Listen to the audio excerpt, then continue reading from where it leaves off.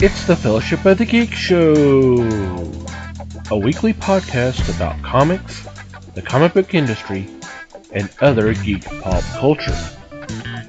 Music courtesy of Manny the Martyr. And now, on with the show!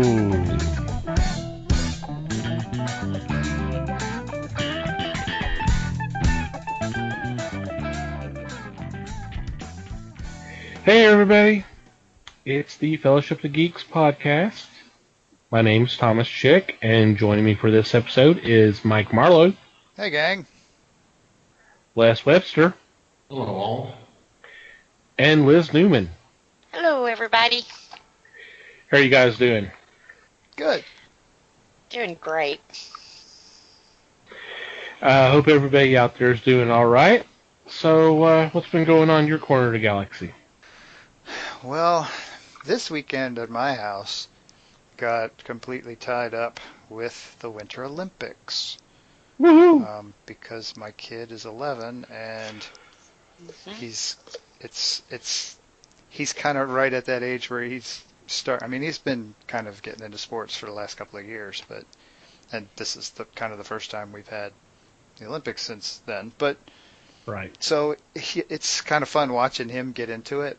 Although, to be honest with him, I am not 100% sure if it's him getting into the Olympics or if it's just him being happy he's getting more electronics time than normal. He's getting to watch more TV than normal, but, I'll take it. It's a win-win. It's fun. Yep. He's at least talking about it, so it's cool. So, he's discovered curling, huh? Well, let's see, we don't have cable, so no. Oh, okay. He's discovered why I get so frustrated with figure skating, because what we have is we have NBC because we have an antenna, and so Right. every frickin' night they do figure skating, and Right. it's just a little overkill, in my opinion. But Yeah. we were watching some snowboarding tonight, and so it was fun. Yeah, I go ahead, Liz. I usually like the Winter Olympics better. Me too. And Shaun White is kicking butt, so Yes. I'm very happy right now. Yeah, we did watch that first run of his. I didn't see any of the others, but I saw that first run of his before we turned the TV off to put the kid to bed. So that was pretty awesome by itself. And it's kind of cool because the younger kids are getting into it this year. And like Nickelodeon, they've had almost all of the USA team come on there, and they've been on like in between the shows and their little sports shows they've been on there. So they've done a really good job of incorporating our kids into it this year, So Cool. it's pretty cool, yeah. Yeah, I know. I'm always up to date on the kids' shows, ain't I? A little more than I want to be, let me tell you. Yeah, it's funny how that happens. Right. Well, we were watching some Crash Leaks or something, and Tony Hawk was on there. Now, Tony Hawk's a guy from my day, And I'm sitting there, and I'm looking at him, and I'm like, wow, he's like really old now. And then it hits me. Oh, my God. Yeah, from your day. Hello. Tony Hawk. Yeah. Walked into that one, kind of. Right? Yeah, you kind of did. Winter Olympics has been pretty cool this year. Yep. Cool. That's fine. Yeah, yeah. Right? I was trying to ignore that, but okay. Is it like, 15 degrees there right now? If that. Yeah, it's like in the teens most of the time. Mm-hmm. I know why they do it, but it is rather aggravating that, they focus on the figure skating. And then, you got to have the other channels to watch any of the other stuff, the other activities, and it's kind of aggravating. Right. Yeah. I mean, it's kind of that because you have to have the outdoor stuff, and with figure skating, you can do it at any time. So. Yeah, but the thing is, a lot of this is. I think a lot of this is tape delayed because it's. What's the time difference? Because this is in South Korea. I think they said, I think I remember them saying it was 17 hours. So the Yeah. deal is prime time tonight is there like 10 o'clock Saturday or tomorrow morning. So some of it really is live. Like the snowboarding they were saying was live. Right. But yeah, the figure skating. Well, and I mean, honestly, I think a large part of it is, well, one, it's just easy to dramatize it. And two, it's a lot easier to film. It's a lot because you're in an arena which has cameras all over the place already anyway. Right. All you need is the lighting never changes. All you need is decent lighting, and to be able to pivot. It's the closest you're going to get to making it seem like a sport is basically from a cinematographic. Boy, say that 5 times real fast. No, I won't. I'll let you do that. No, I barely got it out once, but yeah. Well, and it's just like the summertime. It's usually the Summer Olympics. It's usually gymnastics. Gymnastics, which is kind of the same deal. It's inside. It's and again, it's easy to dramatize. You can make it dramatic much more easily than some of the others. Than like downhill skiing. It's just somebody going downhill real fast on skis. There's not any way. There's not. It's not necessarily pretty. Right. Whereas figure skating and gymnastics can be pretty.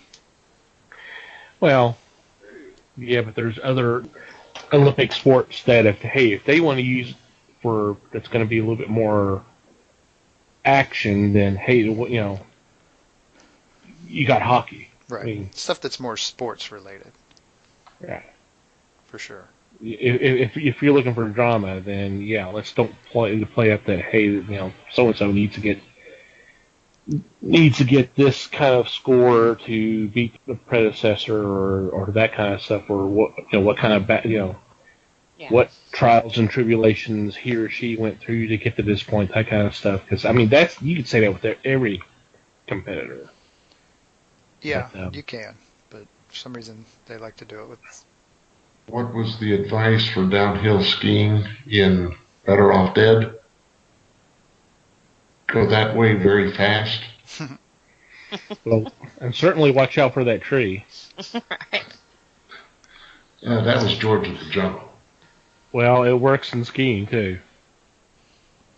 Same time I think of skiing, I think of South Park. Pizza, French fries. Pizza, French fries. Which didn't work for me, by the way, the one time I went skiing. I spent my Sunday at the convention over in Irving. Ooh, cool. Yeah, I figured you were kind of there because I knew what was going on that afternoon. Yeah, I was there with Tom Branch, and across from us was Michael Golden. Nice. So we got to banter with him a bit. But it was a small convention. It's one of those that's usually held in one of the hotels. This was in the Irving Center it was only about half of the floor. But they had names there. Across from us, like I said, Michael Golden, but at the end of that row was Gigi Edgley, which I was happy about. Cool. So I got to talk to her. How many times did you pester her? I don't have an exact count, but we'll say it's more than 2. Okay. And less than 100. Because I could just see you going over there and said, yeah, I know you got a handler and you got a volunteer and all that, but would you like some water, please? I can give it to you. It's not a problem. Here's my money. Take my money, please. Yeah, she was a very nice lady. That's cool. I assume you went to the particular panel that was Sunday afternoon, right? No, I was You didn't in get a chance to the go to the panel? booth. He was working. Okay. He's a What working. panel are you discussing? The Chris Mim panel that was at 2. Oh, he wasn't there. He wasn't. I Okay. don't think so. I didn't see him the whole time. Okay. And I made a couple rounds.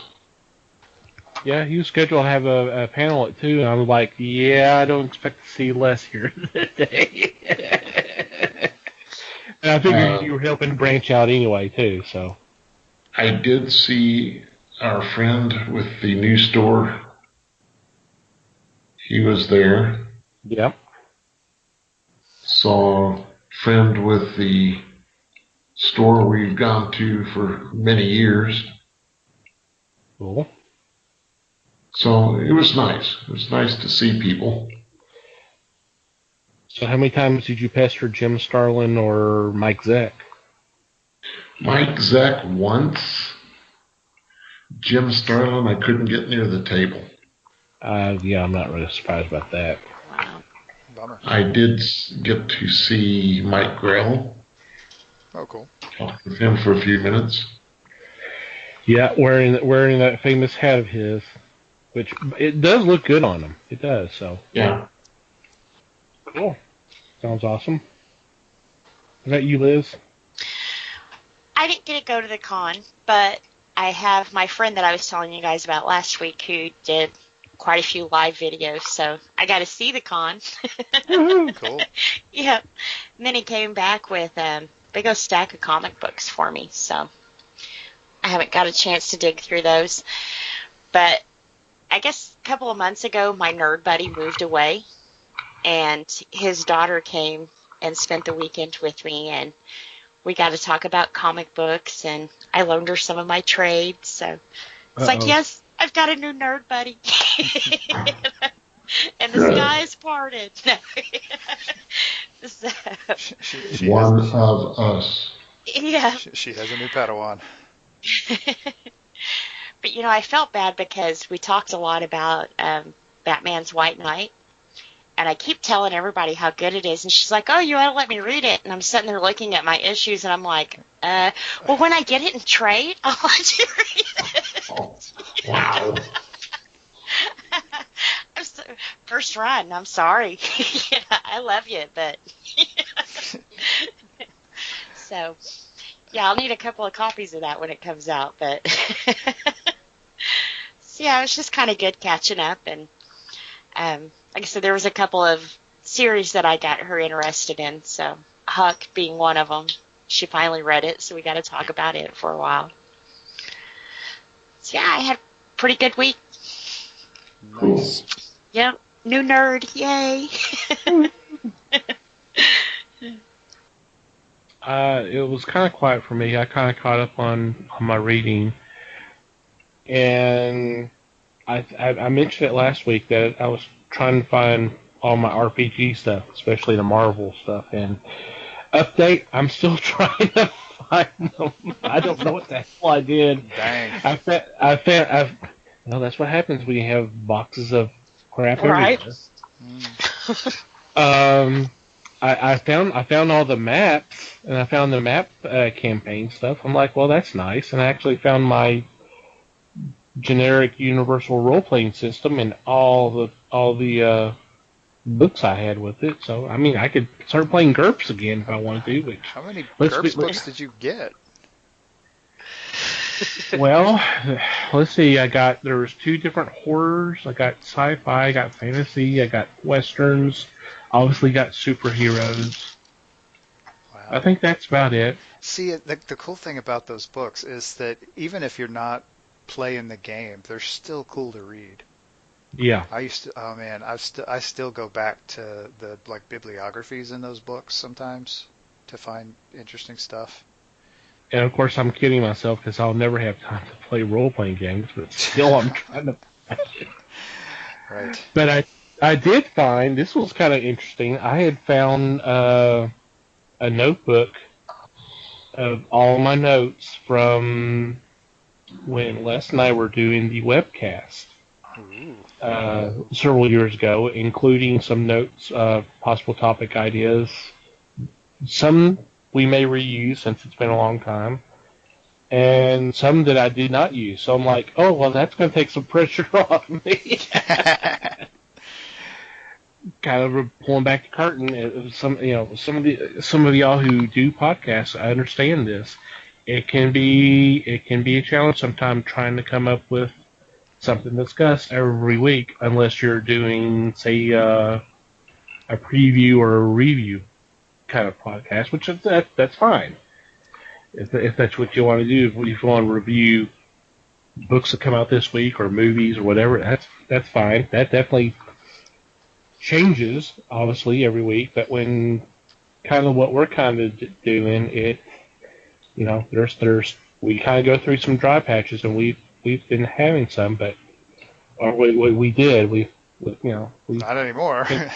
Yeah, we came up with some ideas, and then of course this helps too. So we had actually made a joke about, or I think it was Mike made a joke that after we had finished up last October's shows, we were thinking about what to do for the following year, and actually kind of playing it out. And the joke was, well, now we got to get to October. So, hey, we're halfway through February, so there you go. We're doing all right. Yep. We're chugging along. Alrighty, before we get into this week's show, want to take a couple of moments to thank our sponsors, the fine folks at Things from Another World, for being a sponsor of the Fellowship of the Geeks. And they are running a new special. This is good through March 7th. It's free shipping when you spend $30 or more on in-stock comics and graphic novels. Of course, this is in addition to their evergreen deals of 40% off comics, statues, toys, and merchandise, 30% off select pre-order manga titles, and 50% off Naked Dent comics. So, if you're interested in these deals and want to find out more details, this is what you do. You go to our website, www.thefellowshipofthegeeks.net, and click on our sponsors tab. And there will be all the information for all these deals, including the new offer with free shipping. And you just click on one of those links, or you can click on the little thing from Another World ad, and I'll take you to their website and let them know that we sent you on your way, and go have some fun, guys.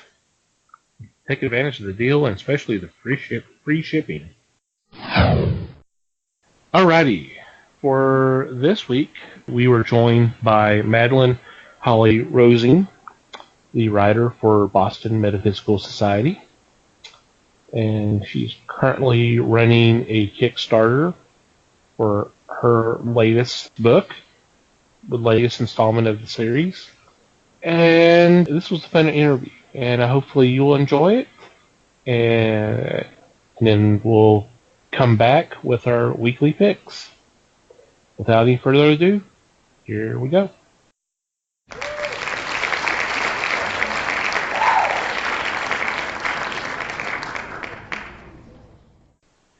And we're here with Madeleine Holly-Rosing, the writer of Boston Metaphysical Society, who's currently running a Kickstarter for, this is a new installment, or is this just a separate installment of the series? It's kind of both. And by the way, thank you for having me on the show. I really appreciate that. The Scourge of the Mechanical Men, which is the name of the new standalone story, is a continuation of the 6-issue series. So, yes, you can read it on its own, but you'll get more out of it if you do read the original series. Right. Because you'll understand better how how they got there. But it is a complete 34-page story, which will be put together in a 44-page perfect bound book, which include like cool extras like a map of Boston and some bios and some of the characters and some other stuff. So we've been on Kickstarter now for 15 days. Yeah, tomorrow's the halfway mark. And I'm happy to say we are almost 170% funded. Wow. That's good. So yeah, we're pretty happy about that.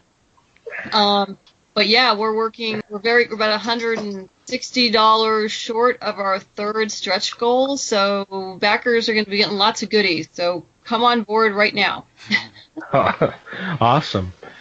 And this series has been nominated for Best Comic and Graphic Novel for the 2014 Geeky Awards. That's correct. And nominated at least 3 years in a row for Steampunk Chronicles Reader's Choice Award, yes. Award for Best Webcomic. That's awesome. Yeah, that we were really happy about that. To backtrack a bit, in case your listeners don't know anything about Boston Metaphysical Society, the original 6-issue series was about an ex-Pinkerton detective, a spirit photographer, and a genius scientist who battles supernatural forces in late 1800s Boston. Bell, Edison, Tesla, and Houdini are part of that original storyline. And so the new story, The Scourge of the Mechanical Men, what I decided to do is just focus on two of the main characters, which is Tesla and Granville Woods, who is the genius scientist part of the Boston Metaphysical team, and how they are forced to work together to combat a new menace that's threatening Boston. Very cool. So where did the idea come from to do Boston Metaphysical? A combination of things. The original series sort of came out of my love of history and science fiction, which pretty much equals, steampunk, and my love of the X-Files. So the original tagline for the series was, before Mulder and Scully, there was Hunter and O'Sullivan. Because you got to think about it. There has to be someone before them. That's right. That's right. And to put them into, a steampunk alternate history of Boston in the late 1800s, as a writer, really allowed me to delve into the conflicts between classes and social mores, and how three very different people learn to work together for the greater good. So it's been a lot of fun. So I got to ask you, was there an inspiration behind Granville in particular? Granville is a real person. Ah. Yeah, Granville Woods actually existed. He's an African-American scientist who was a contemporary of Edison's and basically all those guys, Alexander Graham Bell. He, in the real Granville, specialized in railroad switching technology. He was from Ohio. I moved him to Boston because, I'm the writer and I can do those things. And there's a couple fun stories about him because he's not well known, which is a shame. He invented quite a number of things, but he made his living by selling the patents because, being an African-American man, he couldn't market it himself and actually sell it because obviously the racism of the time. Mm-hmm. Right. And he sold a number of his inventions to Bell. He actually sued Edison for stealing a couple of his patents because, Edison did that to everybody. Granville won, and then Edison offered him a job, which he refused. Smart man. And and ended up starting his own company with his brother in upstate New York. An even more interesting story is a few years back, I was exhibiting at San Diego Comic-Con, and a young lady came to my table, and I started talking about Granville, and she says, "Oh, I know all about him." And I'm like, "What?" Because most people don't. And she says, "Yeah." She goes, "I'm a law student, and one of her professors was way into historical legal briefs, and he had actually pulled the lawsuit, that actual brief, from the National Archives and read it, where Granville had sued Edison. And it turns out that that case set the stage for precedent of copyright and trademark law that we know today. So essentially, he was one of the very kernels that helped set laws that protect all independent creators. So my guy had affected everyone in that room at San Diego Comic-Con, and no one knows that. Wow. Wow. So in a way, it's kind of fitting that you, an independent creator, are kind of paying tribute to that. Yeah, I mean, I found him in my research. I don't know how much you read in my bio on the website, but the original series was a TV pilot that I wrote while I was in the MFA program in screenwriting at UCLA. And a friend of mine had suggested that I turn it into, it had originally been just a period detective, supernatural detective, series. And a friend of mine had suggested I turn it to steampunk, which obviously I did. But in developing that story, I didn't want a lily white cast. So I went searching for someone, at least just for inspiration. And I stumbled upon Granville, and I thought, this guy's perfect. And, he's brilliant. No one's heard of him. Everybody should. And so it was great to bring him out of the doldrums of history and into the light. Very cool. But for me, that leads to a harder question. What exactly was your inspiration for Tesla as a character here? Tesla is very different than the historical Tesla. What I did maintain thematically was his obsessive nature. And so I stayed true to that, but he's a villain, but he's not a villain. He's just a man who's very determined that his way is the only way. And he's very obsessed with it. So I'm not sure what inspired me. It just kind of evolved into that. It sort of turned into the arrogant genius as opposed to the tortured genius. Yes. Okay. It was one of those things that for me reading it, because I've read up a little bit on Tesla in the past, and so it was a little jarring at first, but it's like it does. He's such an iconic figure, and people put him on such a pedestal that I wanted to do something different with him, but still stay true to his obsessive nature. Well, and he's a great target for that because, people who know him have this reverence for him, but the number of people who know him is still fairly small. Yeah. So you can still play, Yeah. Yeah. I mean, I don't know if you ever saw the TV series Sanctuary, but they had Tesla there, and he he was like this short, smart mouth, womanizing vampire. Oh, jeez. So you scaled it down from that a little bit. Just a bit.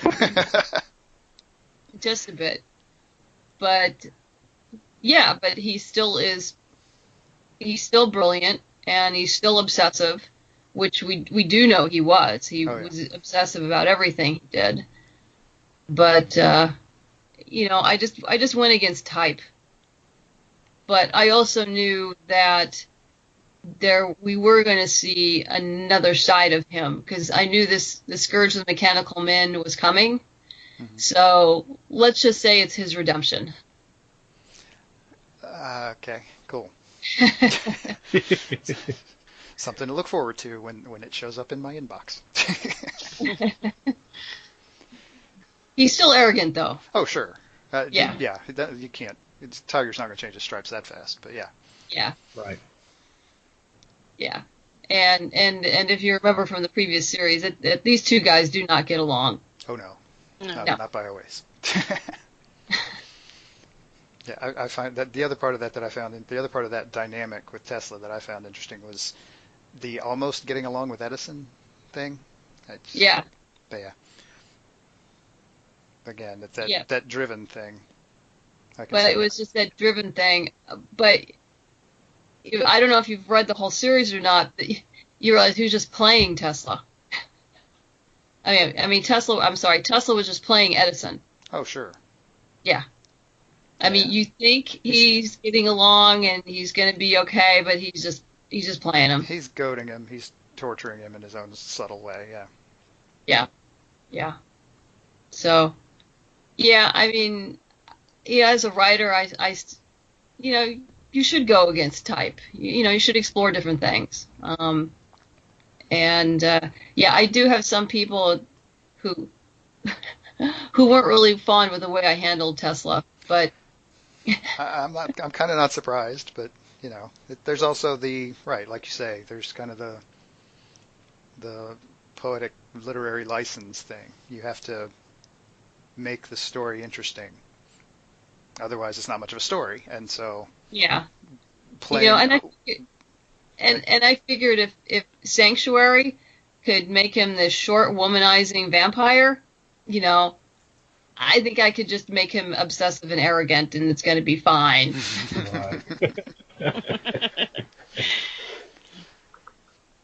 You were very successful in supplying a very strong plot. I was intrigued from like the third page. I said, this is solid. And you followed through. You did not veer from course. You did not make little changes to people through the story that were not going to appear later. I want to commend you because it was a great read. It was. And you came across with a good artist to cover it too. Yeah, Emily was terrific. I was very fortunate. I met her through a mutual friend, and she had just gotten out of art school. And I got her on board, and she stayed with me the whole first 6 issues. And you can see her develop as an artist too as you go through each of the issues. She just gets better and better. In fact, she got so good that she's now doing storyboards for Marvel. Wow. Awesome. Good for her. And which is wonderful for her. She has no time for me anymore. I imagine if I have any short stories, she could probably do that. Anything under 10 pages. But anything beyond that, I think she just can't. I have a new artist on board for Scourge the Mechanical Men by the name of Gwen Tavares, and she's just done a spectacular job. She's really taken up the reins and has done a great job on this story. I'm very, very pleased. I also found her through a mutual friend as well. So that's worked out. So I've been very fortunate with the artists I've worked with. And I will say for Boston Metaphysical, for anything in the future, I do tend to veer towards female artists. Just because they seem to be underhired, and there's a lot of talent out there. So I want to make use of that. That's awesome. Yep.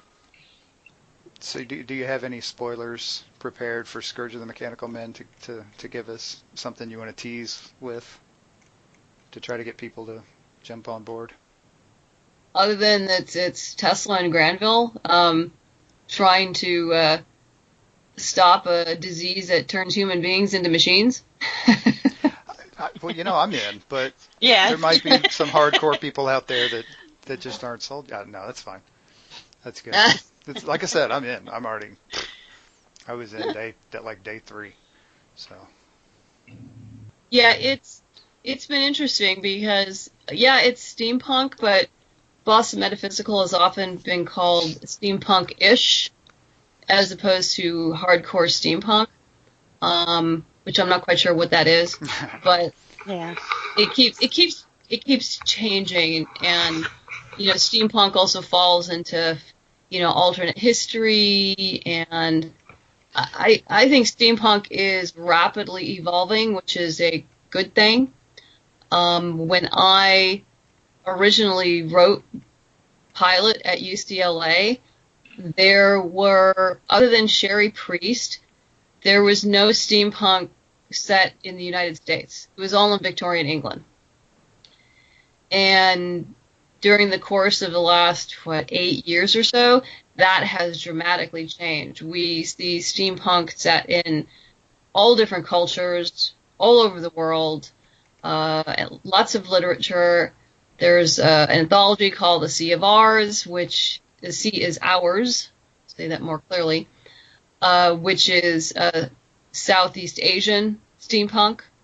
And let's see, Nisi Shaw came out with a book called Everfair, which is about the Congo if it had not been colonized by Belgium. So yeah, I mean, there's so much. Oh, there's steampunk world, steampunk universe. It just makes it more interesting to see other cultural aspects being reflected into this worldview, which didn't exist 10 years ago. So I'm happy to have one of the I guess the earliest ones to have steampunk set in the United States, but there's a lot out there that I think people can explore if they're into it. Right, and it's awesome that they're starting to, because I mean, with that kind of colonial time period, there's so many possible stories going on. I mean, there's so much stuff, and I think a lot of what's kind of been the stalling point has been that people are not necessarily as comfortable, or haven't been as comfortable talking about that, maybe. I don't know. But to me, it seems like fertile ground. Yeah, absolutely. And for me as a writer, what's nice about setting it in this time period is that there's so much organic conflict. There's class conflict. There's gender conflict. There's cultural conflict. It makes for a good story. Right, and there's so much of it. I mean, so many options, so many ways you can go. Yeah, and what's interesting is a lot of steampunk literature is being written by women, and those do tend to be set in Victorian England. The most famous, of course, is Gail Carriger and her Solace and the Parasol Protectorate series, which is tons of fun. Oh, yeah. Agreed. And then there's Shelley Adina, which is also great fun. Hers actually starts in the UK and then comes over to the United States. So it changes venues. And I've actually met her. She's delightful. I had dinner with her at Clockwork Alchemy, which is a steampunk convention that used to be associated with Fanime up in San Jose, California. They've since split off. But if you ever want to go learn about steampunk and in a nice, fun setting, there's 2 places in California you can do that, and it's very affordable. In Northern California is Clockwork Alchemy, which is actually going to be on this year, March 23rd through the 25th. Oh, wow. Of course, it's the same weekend as WonderCon, so I can't go. Oh, Which is God. annoying. Wow. Because I have to go to WonderCon. I mean, I got to be at WonderCon. And then the other one in Southern California is Actually, there's two in Southern California. Excuse me. There's Gaslight Gathering and Gaslight Expo. Gaslight Gathering is in May, and Gaslight Expo is in October. And they're both in Mission Valley, San Diego. Both are tons of fun, very affordable to go to. You don't have to dress up. But hey, you can go to any one of these and see teapot racing or tea dueling or, fun fashion shows. There's classes where you can learn how to get your hair done in a Victorian fashion. There's workshops on how to make goggles and leather work and metal work. And they're a lot of fun for the whole family. Yeah, the steampunk folks were kind of cosplay before cosplay was cool, in a way. Right. I hadn't thought of that, but I think you're right. It kind of came along a few years before. I mean, maybe more than a few, but.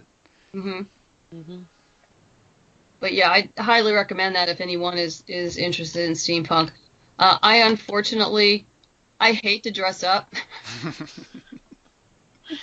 I mean, I work part-time as a spin instructor, so I spend most of my days in, sweats and stuff. So getting me into a corset is like not happy. Not happy. I can kind of see that in a way, yeah. But I will do it. I have about 3 different costumes. That I wear, but I have to hand it to both the men and women who, just really are able to put together their own costumes. They sew them; they're beautiful or just amazing. They are. And they get very creative too. Oh yeah. Oh yeah. I mean, one of these days, if I have the extra money, I'll go hire a seamstress to go make me something spectacular, but. Otherwise, it's going to be off the rack. Well, and a lot of that stuff is handmade too, so. Yes, it is. Mm-hmm. So have any of you guys gone to a steampunk convention? No. I would love to, though. I used to play music, and I was asked to do a steampunk ball, I guess it was for them. Okay. So it was kind of neat because it was like, what is steampunk music? So yeah, but it was pretty cool. Yeah. Yeah, the biggest steampunk convention is held in Madison, Wisconsin, and it's called TeslaCon. Huh. Cool. Wow. That's and cool. I went to it a few years back, and nearly froze my butt off. You'd think they do that in the summer or something, wouldn't you? But no. No, it's in November. Oh gosh.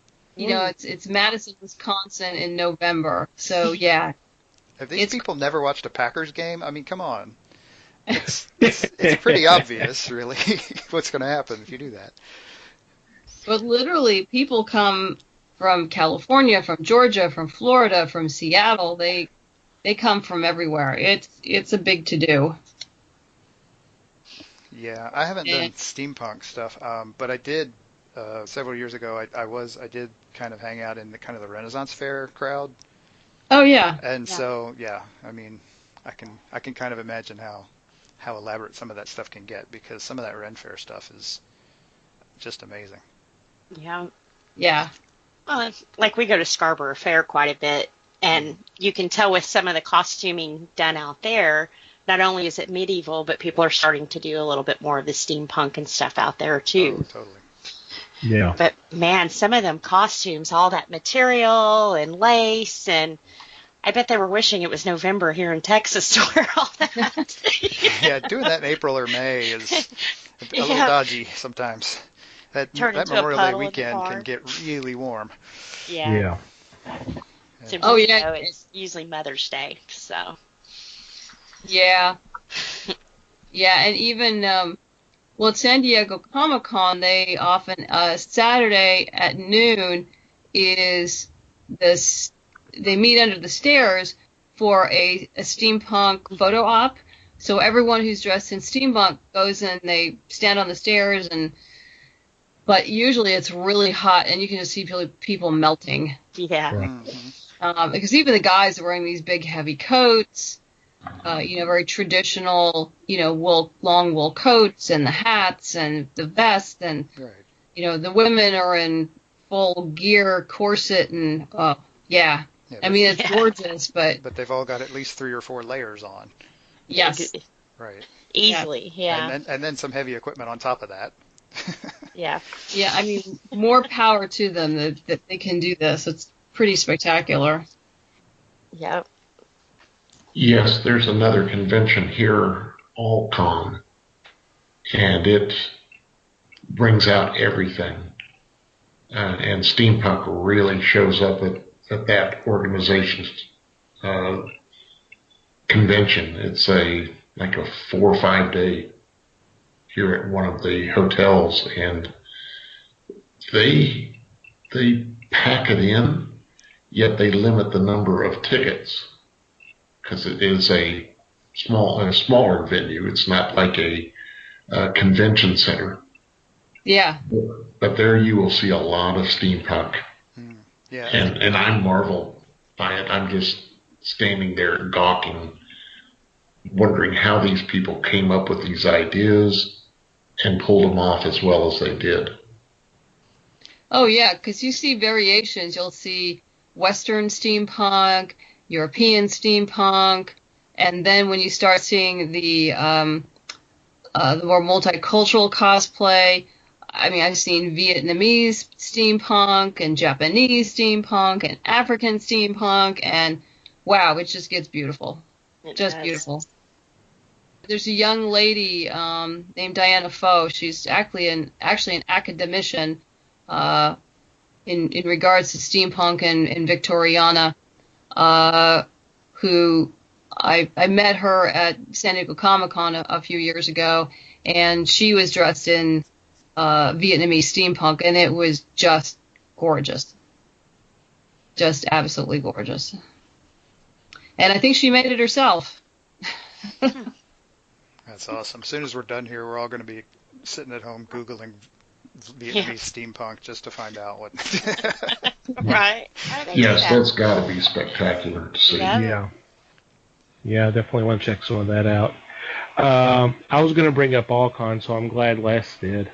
The few times I've been, some of the steampunk cosplays have just been so spectacular. And some of the vendors would offer whether it's clothes or some accessories and that kind of stuff. It's really cool to check out. Well, What city is that in? it's in Dallas, I believe. Oh, okay. I believe it's in Dallas. Okay.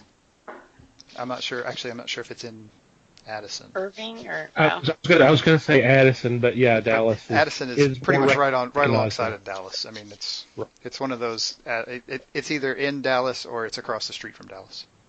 Right. yeah. And didn't AllCon start out as like an anime convention at first, and then expanded from there? Or am I thinking of something different? No, because I think they still do ACON. Oh, maybe I'm thinking of Acon instead. Yeah, you're thinking. Okay. Yeah, I think you're thinking of ACON. Yeah. The names are so close. I know there's so many to keep up with nowadays. Yeah, there's almost too many at this point. Oh, Mhm. I don't think almost is even part of it. I think there are way too many. Yeah, I'm trying to get to Dragon Con this year. We'll see. In Atlanta. Yeah, that would be cool. Right now we're scheduled to be in, obviously, WonderCon, Silicon Valley. I'm waiting to hear about San Francisco. And, of course, we're in San Diego. We're very happy. I got into Denver Comic Con this year, and I was very happy about that. Cool. That should be a lot of fun. And anyway, I have a whole list. I've actually scaled down. I think last year I did 15 cons, and the year before that I did over 20. Wow. Man. Wow. So, yeah, I backed off a little bit this year just because I need to spend more time writing and being productive instead of being on the road. And you're not the only one. I've been seeing that on Twitter a lot, and about creators saying, yeah, you know what, I'm needing to scale back because it's not that I'm not enjoying getting out and meeting the fans and all that. It's just that it's taking me away from doing the work I'm supposed to be doing. Right. Yeah. Yeah. I used to do in the past I've done a mix of large cons and kind of a small or intermediate size cons, and I think this year I'm just doing pretty much just the big ones, and then Gaslight Expo in the fall. I do really enjoy the steampunk conventions. Obviously it's a target market. Yeah. But they do tend to be smaller and a little more relaxed. At this point, I know almost everybody, so it's like, going home. Family. Right. Yeah, they get to be a community. For sure. Yeah, it really is. They do. We go out to dinner, we go to drinks. It's a lot of fun. And the steampunk community has been very supportive of this project, and I can't thank them enough. They've just been wonderful. If I may ask, what are your writing influences? Well, have you ever heard of a science fiction writer by the name of Louis McMaster Bujold? No, I can't say I have. Yeah, she wrote the Maslow Kosikin books. Yes. And she's probably I believe she's won more Hugos than anybody, and no one seems to know that. Anyway, I hope to grow up and be as good as she is someday. She's an amazing writer. So yes, she's influenced. I didn't start with steampunk. I came to steampunk and to comics quite late in life. But I've always been a serious science fiction fantasy fan ever since my mom read A Wrinkle in Time to me when I was a little girl. So you're looking forward to the movie that's coming out soon. Yeah, that should be fun. I actually gave the book set to my niece to enjoy. Awesome. Before the movie comes out, and hopefully she'll like it as much as I did. Who knows? But yeah, I was never into comics until I decided I was going to go write one. My brother has probably one of the largest graded collections of Daredevil comics in the United States. Oh, wow. But he's never read them. He just collects them. And I was never that big into superheroes until recently, and I'll tell you why in a second. But when I wanted to adapt the TV pilot into a graphic novel, obviously I had to go learn how to do that. So I did. And as part of that process, of course, I had to go read comics, and I was introduced to independent comics. At that point, I got really pissed off because no one had ever told me about these before, and they were awesome. Right. It's like someone had been hiding this from me, hiding in plain sight. It's like, what? What? I mean, these are amazing. I mean, reading Why the Last Man, Astro City, Watchmen. I mean, the list goes on and on. So I'm going like, yeah, I love independent comics. And then that's what got me into comics. And now that I'm writing them, I love writing them.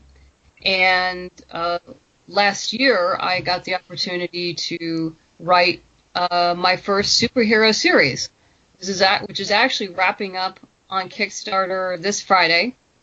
It's called Kasai the Homecoming, Kasai, from Evolution Publishing.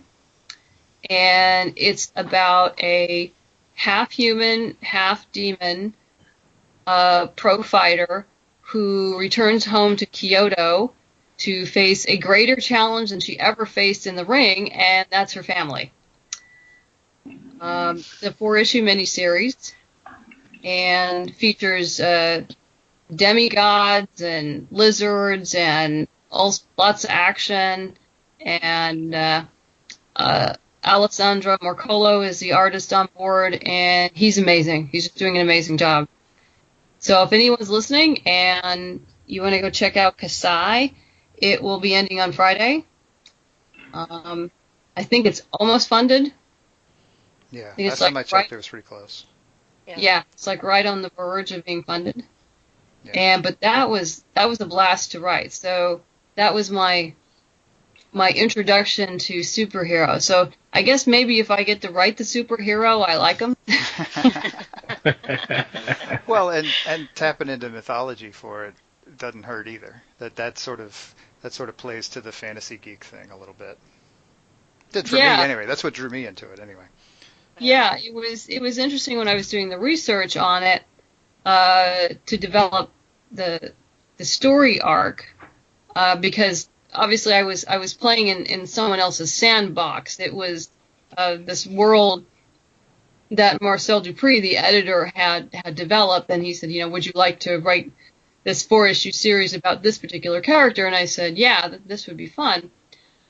I discovered that Kasai's father, whose name was Kagu, he had a sister in mythology. He had a sister who was tasked by their mother to essentially keep him in check. And I thought to myself, okay, if in the mythology this is her job, what happens if Kasai's father decides to buck against that, that he doesn't stay in check, and the sister has to come in and do something about it, and Kasai is caught in the middle. So that's essentially the story arc. Though you don't get to meet, you sort of kind of see the sister.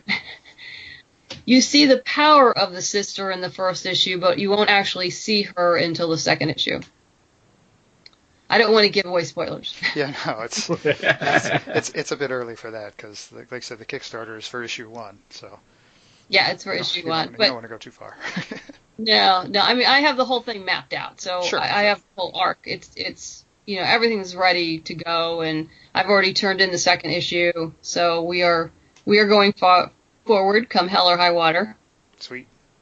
And that's actually a pun once you read the comic.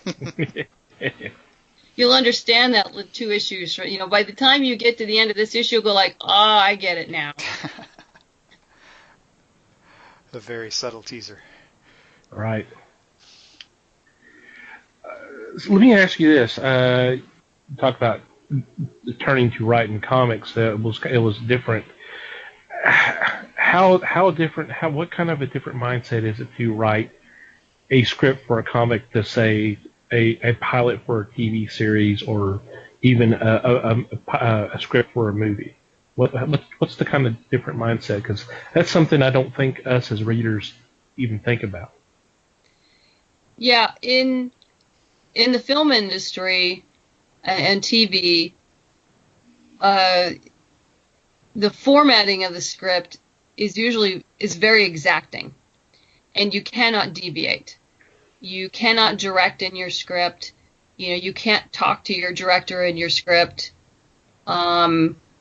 It's essentially a blueprint for the director to take away and for him or her to go do their thing. In a comic script, you can talk to your artist. You can leave notes for your artist, for your colorist, and you can direct. You can direct within each panel, and in fact, the way it also depends on how you write. I know some comic writers just write down a few things per page and hand it to the artist and let them figure out all the paneling and everything. I actually don't do that. I do the paneling. I do all of it. And if the artist comes up with something better, then I'll go like, yeah, let's go do that. Okay. I do allow for some leeway, but it's one of the nice things in comics is essentially you can, if you want to, you can direct, which you can't in a film script. So you can provide all the directions. You can say, I want this to be an aerial shot.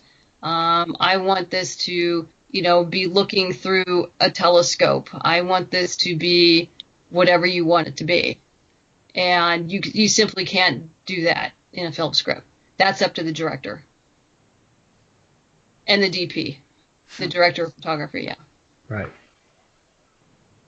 So, and you don't have to be worried in a comic script. You don't have to be worried about budget. Yeah, true. Yeah. If you're writing a low budget script, you can't have a lot of special effects or a lot of locations because that just costs too much money. And obviously a comic script, it doesn't matter because your wonderful artist is just going to draw it. You don't have to wait for set construction to happen. You just have to wait for the page to get finished. Yes. But there is a lot of similarities between the two industries in that both are collaborative mediums. You do work on the comic side, unless as a writer you can also draw, color, and letter, you have to hire a team or at least part of a team. I mean, I can do stick figures really well, but that's pretty much it. So with all my projects, it's a team, and it is definitely a team effort, and everyone contributes their skill set to it. So that's always awesome to see. As each layer comes in, the art comes in, the inking comes in, and the coloring comes in, as this comic comes to life, and then, your letterer adds his to it, and it's all those pieces that make the comic successful. So it is definitely a team effort, just like it would be in any film. So pretty much what I learned at UCLA, all those skill sets I just brought with me to the comic book industry. Because they're essentially the same. Well, that was handy, huh? Yes. That worked out really well. That's cool. It's like, once I began to understand those, I was like, oh, it's just like the film industry. I get it. Just a smaller team. It's just a smaller team, but it's still a team. That's cool. So speaking of Kickstarter, which I admit we kind of weren't, but I'm going to segue anyway. Okay. So you've been doing Kickstarter campaigns for a while now. Yes. One might say that you've become something of an expert on the subject. Yes. Including writing a book. Yes, I got that clue. I got that cue right there. Yeah, you can tell I'm just getting tired at this point. Right. Yes, I am the author of Kickstarter for the Independent Creator, which the second edition came out last year. Even though the first edition just came out about 2.5 years ago, it's such a rapidly evolving platform that I wanted to update my book. And it is the only book that is geared for the independent creator. There are a lot of great crowdfunding books out there, but they're tomes. They're just huge page counts, and you can't possibly digest that much information. So I decided that we really, I wanted to put together essentially a field guide for the independent creator. So say it's just you, or maybe you and a partner, you can sit down and you go through the book step by step by step. And if you do the work, you will probably have a successful Kickstarter. It does start from if you have absolutely zero fan base, how to build that fan base, how to build that mailing list. We go into pre-launch strategy, campaign strategy, fulfillment, what to do if you fail, and what to do if you succeed. Because believe it or not, there's some people who kind of get lost in success and may or may not have seen that much money before at one time, and say decide to pay off their student loans instead of finishing their fulfillment or putting money away for taxes. So, at that point, I kind of pretend I'm mom, and it's like, okay, you need to take a step back, figure out what you need for taxes, set that money aside, make sure you have enough for postage, for fulfillment, and then, if you have money left over after that, that's up to you and your tax lawyer, what you do. But there's graphs in the back and spreadsheets to help people organize. You can find it on Amazon or any ebook reader. But this current Kickstarter is my 6th Kickstarter. I did fail my first one, like many people do, but we regrouped and re-strategized. So when we launched the second time, we were fully funded in under 48 hours. Wow. And it's been like that pretty much each one since then. They've all succeeded since then. This current one was fully funded in 3 days, and I knew it would take a little longer because the average price point was lower. So these are things you have to take in consideration, is like your price points and your mailing lists, and it's a second full-time job running a Kickstarter, which is why by the end of it, I'll say thank you profusely to everyone and then disappear for 3 days. Sleep it off. Recoup. Yeah. Yeah, and the thing I liked about the book was very specific and very useful examples of just about every step along the way. Yeah, and not just from me, but from people I know and Right. people I talk to and telling their stories. Because one of the best ways to learn something is to learn it in story form. And so essentially in the Kickstarter book, I'm telling you stories. Mm-hmm. Of the people I know. I don't necessarily, sometimes I name names and sometimes I don't. But of their experiences and what they happened. So you're going to remember that better. Like I do talk about my friend George Wasall, who does Oh Hell Comic. And when he ran his Kickstarter, it was barely a blip on social media, but he did end up making over $12,000, and that's because he did a lot of cons. He had a great mailing list, and he would happily say that he maybe only had 500 likes on his Facebook page, but he had shaken the hands of all those 500 people. So he had a personal connection, and that's really important too, the personal connection within the Kickstarter campaign and outside of it. So people know that you're real. I've actually, another great person for learning about Kickstarter is Tyler James from Comics Launch. And I've been a guest lecturer in some of his programs, and one of them I did was, the story behind the story, and how, as part of your Kickstarter homepage, you need to tell your potential backers why you're writing this story. Why is it important to you? So you need to talk about giving that little personal piece of information about yourself so you make an emotional connection with your audience. And so they feel they know you. So when they're looking at their page, it's like, oh, there's pretty pictures, and here's the story, it's kind of cool, but who is this person? And so when you give them just, a paragraph of why you did this and what it means to you, they go like, oh, now I feel like I know this person a little bit. So you've established a personal connection. And unfortunately, when I look at a lot of other people's Kickstarter pages, that's lacking. And I see it hurts their campaign. They may fund, but I see it struggle. I would just say I think they would do better if they had that section in there. I don't know how you guys feel about that, but No, I think you're right. If you connect with the person writing, the story means more to you than just a story on the page, I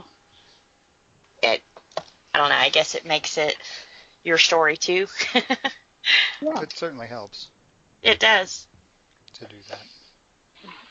I enjoy talking with artists and writers at conventions, not only to see what they are planning and what they are doing, but even if I get a description of their latest stuff, and usually for the independents that are there with 200 copies of their comic, because that's all they've run so far. Yeah. But to ask them what is this story about, let them start and tell you, pay attention, and you'll really get an insight as to whether or not you would want to pick that up. And your friend making the rounds at the conventions is an extremely wise idea. Absolutely. Right. You're Absolutely. going to get a lot more from that than you're going to get just from the back cover blurb or whatever you're seeing. More personal. Yeah, I can't tell you how many of my backers, particularly those who live locally, so I end up meeting them at cons and stuff. They're now my friends. Over the years we've become friends, and we like to hang out with each other and talk with each other, and it's great, quite frankly. It's one of the best things of not only running a Kickstarter but also going to cons. Before the books get out, I'll be doing a couple cons, and I tell people, like, okay, I'm going to be at WonderCon. Come by, if you're back, come by and say hi. Just come by and say hi. You don't have to buy anything. Just come by and say hi. And if you want to buy something, great. But Yeah. Let me see who. Let me thank you personally, and they do, and they'll go like, hey, I backed, I backed your comic, and I was like, oh, and your name is, and they'll tell me your name, and I'll go like, oh yeah, I know you. You got the blah blah blah package, and yeah, I know it's coming, and it's going to have this and that, and it's like, thank you very much, and here's the other stuff if you haven't seen it. Do you have any questions? It's a great way to connect with your backers. So, and you find out that your backers are actually really interesting people. Yeah. Well, you establishing that connection with them, you're making a true fan, not one that is going to leave when the next book comes out because you've made that personal connection with them. Yes. I know there's a lot of people I follow just because the way they are with their fans. You feel like you belong to that group. You're part of that special group. Yeah, I'm so thankful and grateful that I have so many returning backers who said, like, oh, you have a new one out? I said, yeah, we have a new one out, and they're on board, and I'm still kind of astounded by that I actually have fans. It's a You have to weird understand concept. All right. Yeah, it's and I'm so grateful for that. But when you come from the screenwriting world, other than your peers, no one knows who you are. You don't really have fans other than maybe your peers or your colleagues, maybe some film students or film aficionados out there. But when you're doing cons and Kickstarters, you meet these people face to face, and it's like, yeah, I really appreciate your work, and I'm going to buy anything you write. And I'm going like, wow, this is amazing. And it's so wonderful to have that connection and, for people to know that people are enjoying my work. And that because of them backing the project, I can continue to do the work. So that's huge. And I always thank everyone profusely who backs the projects or, comes to the cons and buys stuff. It just helps us to keep moving forward. And that's just wonderful. It is. Yeah, it keeps the stories alive and moving. Yeah. Yes. It also keeps the creators alive and moving, which is a good thing too. Yeah, I've actually finished the first Boston Metaphysical novel, and it's with an editor right now. Oh, cool. So that may probably be out by the fall because I got stuff to do. And I'm sure I'll need to edit it and spend time with it before it goes out. So right. Get the cover, get a cover, all the good stuff. Well, the cool thing is you know a few good artists to help you take care of the cover. Right. At this point. That's right. I do. Mm-hmm. I know a few. Yes. When can we expect you in the Dallas area? Any plans? I've actually thought about Texas, and I looked into it. But it's it may be out of my budget. Okay, I understand. Yeah, unfortunately, the reason I can think about Dragon Con is because I have a friend I can stay with there. So that helps with expenses. And same thing with Denver. I have a place to stay. So really, you checked into it and you saw 110 degrees and you're like, no way. I'm not coming to Texas. Well, I don't worry about that because I'm usually inside all day. And trust me, I've been to Phoenix Comic Con and that's 120. That's true. Yeah. Why they do that in the summer, I can't imagine either. But, I don't know. I guess most of the year is summer for them or something. They say you can't shut it down for all the time. Right. Yeah. 9 months out of the year. That's just it's not the way that works, really. Yeah. Well, we would love to have you attend, should you get the chance. Yep. Is this the all-con thing you're talking about? Actually, probably one of the fan expos. Yeah. They have one coming up here in April. They draw a lot of celebrities, both from the entertainment world and from the comic world. Yeah. Oh, is that a Wizard World one or? No, ma'am. Okay. No, it's actually, isn't that locally owned? I think it is. Oh, no, not anymore. It was for a while. It was. But yeah, it's kind of along the lines of the Wizard World, that it's actually owned by a bigger company. Yeah. What's it called again? I'm sorry, I didn't catch that. It's called Fan Expo. Okay. And they it's usually have like 4 a year. Oh, okay. But the biggest one is coming up soon. Yeah. Yeah, spring is the one they... Yeah, more than likely all the tables are sold out by now. Right. Yeah. But I can look into it for next year. I do want to get more out of state. It's just, picking and choosing and seeing what the budget will tolerate. Certainly. All righty. I know you're tired, so Yeah. we appreciate you coming on with us, and Thank you guys very much.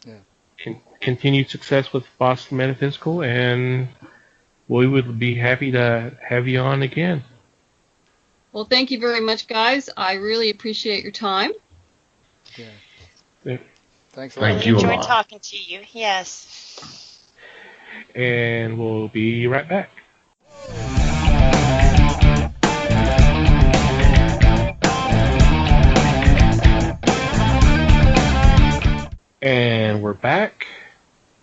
time for our weekly picks, and I lead off this week.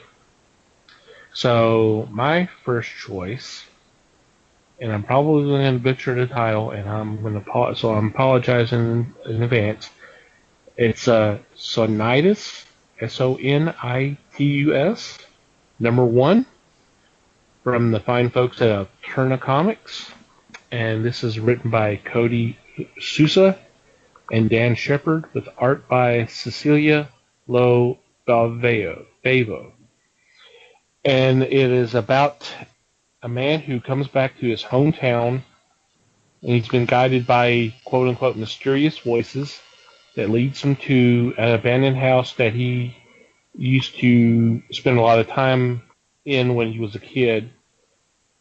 And, of course, things have to start going crazy with the supernatural and all this. And so it sounds like an awesome premise. Of course, it being Alterna, it's going to be nice price point. Cody Sousa wrote Croak that came out last year, which was also a really good horror comic. So I'm really psyched about this one. Yep, I'm down for it. Yep. Alrighty, Les, you are next. All right, my first choice comes from DC. It's called Deathbed. It's written by Joshua Williamson, art by Riley Rosmo. This is just a bizarre sounding title. The idea behind it is there's a character, Antonio Luna, and he is considered the greatest living adventurer. But back in his past, 20 years prior, he had disappeared from the public eye. Now he's 91, and he claims to be on his deathbed.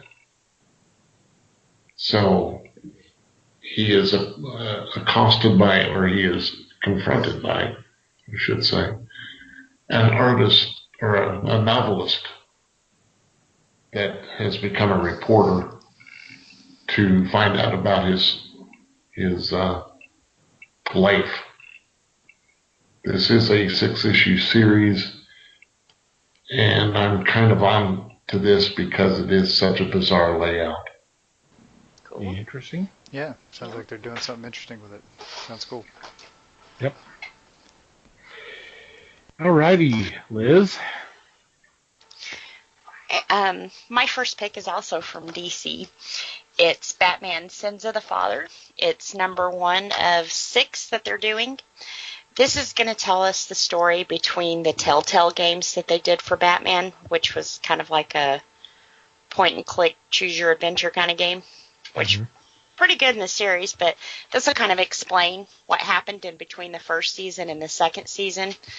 So in the first season, we found out that Batman's family had ties to Falcone. So I guess this will go into now people are being killed, and they think that, it may all be tied together. So pretty curious to see how this one's going to lead out. So if you haven't played the second season, or if you have, this might explain that little gap in between the two. I have watched on Twitch someone playing the first game, and it was kind of interesting. And when that plot point popped up about the Waynes having ties to the Falcone family, I was like, oh, this is kind of interesting. So yeah. Yep, making some ties they haven't before. Right. But if you watch Gotham, I think they've kind of hinted at that as much. Yeah, but I don't watch Gotham, so. Yeah. I haven't the newest season, but they've kind of alluded to that the Thomas may not have been the person that everybody thought he was, So. Okay. It's definitely sounds interesting. Alrighty, Mike. Okie dokie. I have a Dark Horse book, and I'm going with Empowered and Sister Spooky's High School Hell, number 3. This is obviously number 3. This is a 6-issue series, I believe. And in this one, Empowered's teammate, Sister Spooky, is having one of those the past catching up to you type moments. And of course, Emp is getting dragged in with her. But so with Spooky, her background is kind of a being picked on in high school by a bunch of pretty girl witches. And so when Spooky got her magical powers, they were far and beyond what the Coven had access to, and so now those mean girls are back to get their revenge. But fortunately, Spooky's got a friend along for the ride, which makes it a little easier. But it's still pretty tough. It's still one of those running the gauntlet type things. They're trapped in high school again and dealing with variations on all the terrible things that happen to people in high school all the time. So this is always, if you've not experienced Empowered, it's always a fun read. There's always some cool stuff. Adam Warren writes it, and he often draws, but for this series he's got Carla Speed McNeil doing the art for him, and so very cool stuff. Cool. That is good. Mm-hmm. Okay, I am up next, and for my second choice, I'm going with, this is from Rebellion, 2000 AD, so it's our fine friends from across the pond, and this is The Beatles Story. It's written by Angus Allen, with art by Arthur Ranson, and apparently this was originally published in youth magazines back in 1981. So it's now been collected for the first time, and this tells the story of the beginnings of the Beatles right up until their breakup. So I'm kind of excited about this. The art looks really good, and there's just not enough Beatles graphic novels out there right now, so for obvious reasons, but sounds kind of intriguing. It does. Yep, cool way to tell that story, for sure. Yeah. Mm-hmm. Yeah, I'm looking forward to this one. Alrighty, Les, you are next. From Image Comics comes Hit Girl #1. This is the little character that was partnered with Big Daddy and Kick-Ass. This time Hit Girl is on the loose on the world. She's not staying around. And at this time she is in Colombia. A mother is wanting vengeance for the murder of her child. Hit Girl is employed to destroy the killer, but she has bigger plans for the most feared hitman in Colombia. I'm ready for this one because Kick-Ass came out last week, and since you've got a change in that storyline, this new storyline will be as much fun. I do recommend this one. No, it should be really good. Yeah, I agree. Cool. Alrighty, Liz. All right, for my second pick, it's off IDW's Black Crown imprint, which is their creator-owned line. But it's called Punk's Not Dead. It's #1. And this will follow a 15-year-old who runs into the 40-year-old spirit of Sid Vicious. So I'm sure they're going to get into a lot of trouble, and it's going to be neat to see Sid back and in print, you know. I think part of nostalgia is pulling me to this title because when I was young and into punk, he was God. I mean, you know, he's Sid Vicious. So I'm really looking forward to this story and the trouble that they get into. Could be fun. Could Yep. be. Yeah, this is the third series from Shelley Bond's imprint, so it's cool. The Yep. first two are doing pretty well, so I think this one's going to be another hit for him. I think it will. And it will be an ongoing, so. I don't know if I said Nice. that. Yeah. Alrighty, Mikey. Okie dokie. I have an image book now, and this is the trade paperback for Ghost Station Zero. This is a Codename Babushka series, and this is collecting issues 1 through 4 of the book that has Babushka tracking down old Soviet secret bases across Europe, and trying to figure out who's trying to find them and pulling secrets out of them and why, and the usual super spy type stuff.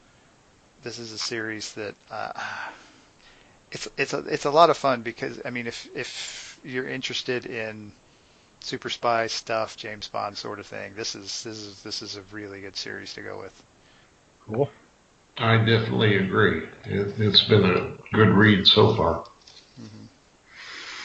Alrighty, and an honorable mention this week is...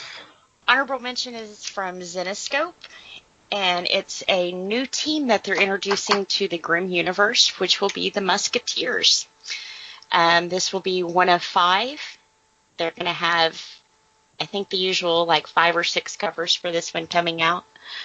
But I'm kind of excited because, once again, they're introducing new characters. So, yeah, should be interesting.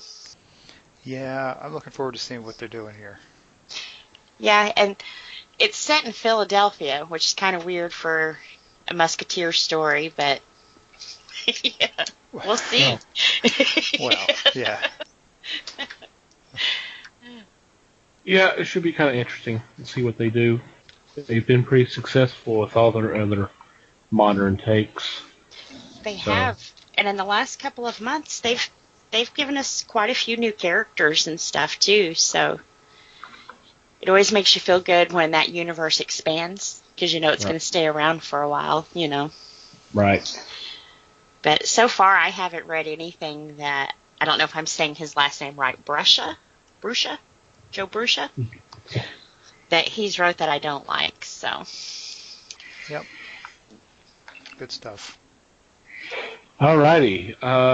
Any special mentions this week, other than the obvious? I think just the obvious thanks to Madeleine for joining us and talking to us. Definitely. That was really cool. Yep. Be happy to have her back on again real soon. Very true. Alrighty. So our usual shout outs then. First off, Mandy and Martyr for our music for the podcast. We'll have a link to the show in show notes, and always go to the website so you can access their music. We do appreciate them being so kind and letting us use it. Second, the fine folks of Modern Family for supporting the fellowship. These are the fellow podcasters on Twitter who've been nice enough to retweet our links, and we have done the same. Notice a lot of nice notes congratulating us to hitting number 100, and that's very much appreciated. Yep. Thanks, guys. If you're looking for a good podcast, man, just go to Twitter, hashtag Potter & Family, all one word, and knock yourself out. Thank you once again for your support. It's been awesome. And finally, you, dear listener, Thank you for downloading and listening to today's episode, and we appreciate your support in the past. We always value your feedback, and there's several ways you can contact us if you have a question, comment, suggestion, complaint, whatever. You can always email us, and that is at email@thefellowshipofthegeeks.net, or you can go to our website and go to our About Us page, and there's a contact form there. Or you can contact us through social media on Facebook, The Fellowship of the Geeks, all one word, and on Twitter @Fellowship Geeks. And most of us have our own personal Twitter account. If you'd like to follow us there, you're more than welcome. Mike is @MikeyGeek. Liz is @Newman_L. That's NEUMANN_L. And I'm @TomTCGeek. And wherever you download or listen to our podcast, whether it's through iTunes, Google Play, Stitcher, YouTube, or iHeartRadio, if you could rate us, that would be awesome. If you had a couple extra moments, a review would be greatly appreciated. Did I miss anything? Sounded like the list to me. Yeah. Yeah, it sounded like it to me. All right, any final thoughts before we sign off? Just thanks, everybody. Yeah. Thanks for listening, and try to come find us again.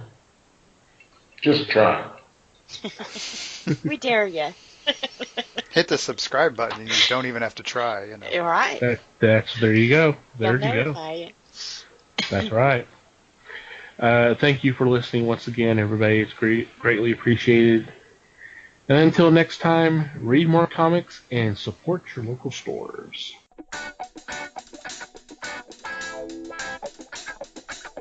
We thank you for listening to the show. Comments, suggestions, and questions can be sent to email@thefellowshipofthegeeks.net. You can follow us on Facebook @The Fellowship of the Geeks and on Twitter @Fellowship Geeks. Until next time,